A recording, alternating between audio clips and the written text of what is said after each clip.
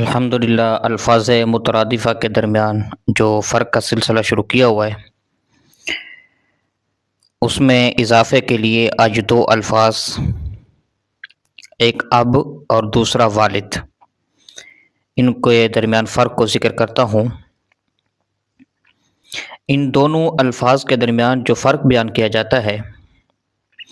وہ یہ ہے کہ جو اب کا لفظ ہے اس کا اطلاق اپنے والد کے علاوہ کبھی کبھی دادا اور پردادا پر بھی ہوتا ہے،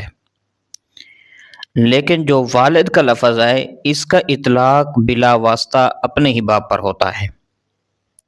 یہ ان دونوں کے درمیان فرق ہے، اور اس فرق کو جو ذکر کیا ہے وہ فروق اللغات میں بھی ذکر کیا گیا ہے،